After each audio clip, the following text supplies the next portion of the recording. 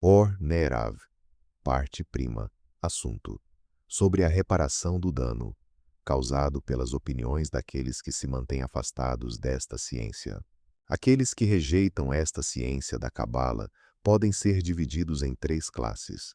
A primeira classe compreende aqueles que a rejeitam porque pensam que não há necessidade de acreditar na existência de um significado esotérico da Torá. Há várias razões para essa opinião. Alguns acreditam que as palavras da Torá devem ser entendidas literalmente. Portanto, não têm desejo de compreender o esotérico. Quem de fato pode obrigá-los a acreditar nas 10 Sefirot, nos outros aspectos desta ciência? Além disso, não desejam transcender sua crença na maravilhosa unidade de Deus. Quando algum aspecto dessa disciplina lhes é apresentado, seja referente a Ein Sof ou à forma da Torá, começam a denunciar os cabalistas iluminados, que lhes parecem quase hereges. Alguns deles adotam esse argumento para a deficiência de suas almas, sem acreditar nele completamente. Outros acreditam sinceramente que seja verdade. Argumentar contra tais pessoas é quase proibido por causa da amargura que causa. Não obstante, a honra da Torá deve ser defendida e essa opinião deve ser refutada. Sem dúvida, foi a respeito desses homens e de outros, como eles, que o rei Salomão, que a paz esteja com ele, disse: o insensato não busca entendimento, mas apenas expressar os seus pensamentos. Provérbios 18:2. É evidente que aquele que segue seus desejos e despreza o esclarecimento nos mistérios da Torá, ser chamado de insensato, visto que persiste em sua insensatez e em sua embriaguez com este mundo inferior. O versículo afirma: o insensato não busca entendimento. Esses são os assuntos esotéricos ocultos na matéria exotérmica. Essa definição de entendimento é aquela que os sábios, que a memória deles seja uma bênção, usaram quando disseram: aquele que distingue uma coisa da outra. O tolo, portanto, não tem desejo de compreender as coisas ocultas que exigem entendimento para serem descobertas. Assim, Salomão disse: o homem de entendimento pode extraí-las. Provérbios 20:5. O tolo deseja apenas expor seus pensamentos com relação a assuntos revelados que servem como uma vestimenta, ocultando os aspectos esotéricos e que parecem constituir o significado claro do assunto. Esses assuntos são, de fato, revelados ao coração, mas não são revelados aos corações dos iluminados, apenas aos corações de tolos como ele. Este é o significado de expor seus pensamentos. Refere-se à sua limitada capacidade mental. Desses homens e de outros semelhantes, o rabino Simeon Bar Yohai, que a paz esteja com ele, disse nos Tikkunim, número 43. No princípio, Gênesis 1:1, ali é seco, e aqui o rio seca e fica ressequido. Jó 14:11. Naquele tempo em que ele está seco e ela está seca, os filhos clamam lá embaixo em uníssono e dizem: ouve, ó Israel, Deuteronômio 6:4. E não há voz em resposta. 1 Reis 18:26. Assim está escrito: então eles me invocarão, e eu não responderei. Provérbios 1:28. Isso diz respeito a alguém que separa a cabala e a sabedoria da Torá oral e da Torá escrita, que impede que as pessoas tentem adquiri-las e que afirma que não há nada além do significado literal da Torá e do Talmude.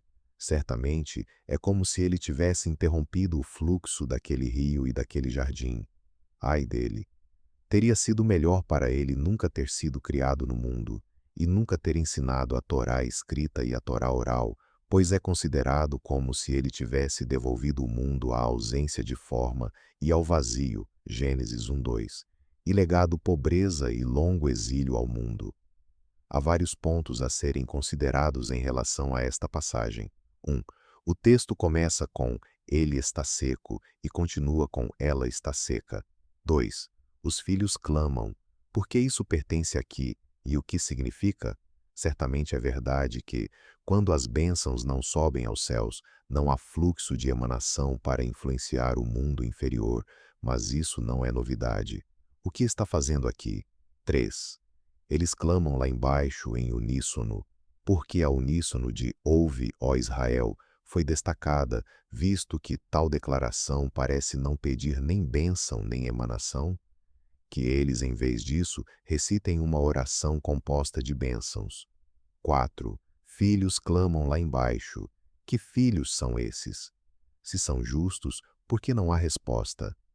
Tal ausência de resposta não seria digna deles. Teria sido melhor dizer, eles clamam lá embaixo em vez de filhos, para indicar que são esses que causaram a remoção e a secura. 5.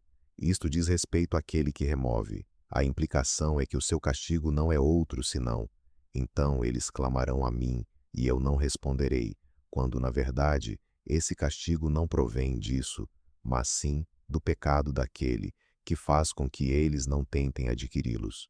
6. Quem remove a cabala e a sabedoria. Isso é redundante. 7. Quem faz com que eles não tentem. Por que essa longa repetição? Se ele acredita nisso, então ou basta ou não basta. Se ele não acredita nisso, ou ele o afirmará ou não. Qual é a diferença?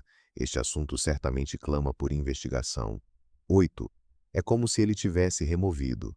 Por que o texto é apresentado dessa forma, visto que a intenção do homem é louvável e está de acordo com o que lhe parece ser o sentido literal do texto?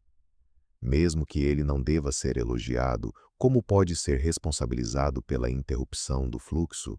9. A passagem enumera 4 coisas que este homem causa. São elas a ausência de forma e o vazio, a pobreza e a duração do exílio, como elas estão conectadas e como emanam dele. 10. A passagem não parece apresentar um incidente real. Se for esse o caso, qual é o seu propósito? Além disso, já que estamos falando sobre o assunto, podemos fazer esta pergunta sobre cada passagem nas palavras de nossos sábios, onde eles afirmam: é como se o mundo tivesse retornado à ausência de forma e ao vazio.